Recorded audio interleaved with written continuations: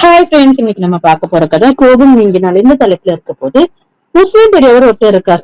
அவர் ரொம்பவும் நல்ல அனுபவசாலி, நிறைய விஷயங்கள் தெரிஞ்சவர். இந்த உலகத்துல மக்கள் எப்படி வாழ வேண்டும் அப்படிங்கிறது பலருக்கு சொல்லி கொடுக்க தகுதி வாய்ந்தவரா அவர் இருக்காரு. அந்த பெரியவர் தெரியும் ஒரு நாள் ஒருத்தன் வந்தான். அப்படி வரவன் ரொம்பவும் படபடப்போட வந்து நிக்கிறான். அவன் முகத்துல ரொம்பவும் கோபமா இருக்கு. அந்த வழியா அவனுக்கு யாரோ ஏதோ தகராறு செஞ்சிருக்காங்க அப்படிங்கிறது புரியுது. ஆனா யார்கிட்ட அவன் என்ன தகராறு செஞ்சாங்கிறது புரியுது இல்ல. அப்படி வந்தவன் என்ன செஞ்சான் தெரியுமா? காலில் இருந்த செருப்பை கழற்றி கோபமாக ஒரு மூலையில் வீசி எறிந்தான். கதவை கோபமாக படார் என்று சாத்தினான். கோபத்தில் இருப்பவன் இப்படிதான் நடந்து கொள்வான். சும்மா இருப்பதை எல்லாம் தனது விரோதியாக நினைத்துக் கொள்வான். செருப்பையும் கதவையும் தன்னுடைய ஜென்ம விரோதியாக நினைத்துதான் இப்படி நடந்து கொண்டான். அதன் பிறகு அந்த ஆள் மெதுவாக உள்ளே வந்தான்.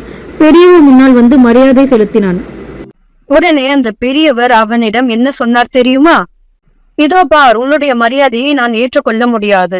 முதலில் நீ போய் அந்த செருப்பிடமும் கதவிடமும் மன்னிப்பு கேட்டுவிட்டு அதன் பிறகு இங்கு வா. அப்படி வந்தவனுக்கு ஒண்ணுமே புரியல. என்ன இது, இவர் இப்படி சொல்லிட்டு இருக்காரு? செருப்பிடமும் கதவட்டையும் மன்னிப்பு கேட்கணுமா? அது எப்படி முடியும்? அதுக்கு என்ன உயிரா இருக்கு மன்னிப்பு கேட்கறதுக்கு? அவன் அப்படி நினைச்சதோட மட்டும் இல்லாம அந்த பெரியவர்கிட்ட அதை கேட்கவும் செஞ்சுட்டான். நீ உன்னோட கோபத்தை அது மேல காட்டும் போது இப்படி நினைக்கலையே. அந்த 2 செருப்பும் ஏதோ ஒரு பெரிய தவறு செஞ்சுட்ட மாதிரி நினைச்சு தூக்கி எறிஞ்ச.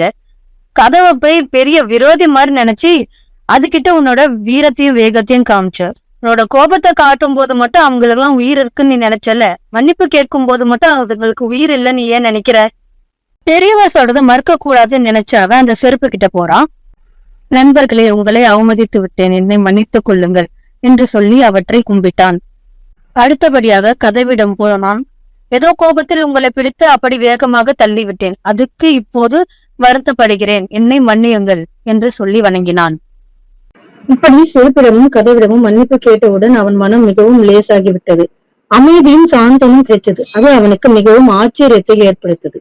ஒரு கதவிடமும் ஒரு ஜோடி செருப்பிடமும் மன்னிப்பு கேட்பதால் ஒரு மனிதன் இந்த அளவு அமைதியும் சந்தோஷமும் பெற முடியுமா என்பதை அவனால் கற்பனை கூட செய்து பார்க்க முடியவில்லை. அவ்விதம் மன்னிப்பு கேட்ட பிறகு அவன் மீண்டும் உள்ளே போய் அந்த முஸ்லிம் பெரியவர் பக்கத்தில் உட்கார்ந்தான். இப்ப எல்லாம் சரியாயிடுச்சு. இனிமேதான் நான் என்ன சொன்னாலும் நீ கேட்ப. இனிமே நம்ம பேசலாம். இப்ப நீ கொஞ்சம் அன்பு செலுத்தினதுனால உன் மனசு கொஞ்சம் பாரம் குறைஞ்சிருக்கும். இனிமே நமக்கு இடையே தொடர்பு ரொம்பவும் இனிமையா இருக்கும். இதுல இருந்து என்ன தெரியுது? கோபம் வந்துட்டா செருப்பு கூட கூட நம்ம உயிர் இருக்கிறதா நினைச்சு சண்டை போட ஆரம்பிக்கிறோம். கதவு கூட கூட நம்ம கை கலப்புல ஈடுபட ஆரம்பிக்கிறோம். நம்மள சில பேர் தொலைபேசி கிட்ட கூட அந்த கோபத்தை காட்டுறது உண்டு. பட்டுன்னு கோபத்துல அதை வைப்போம்.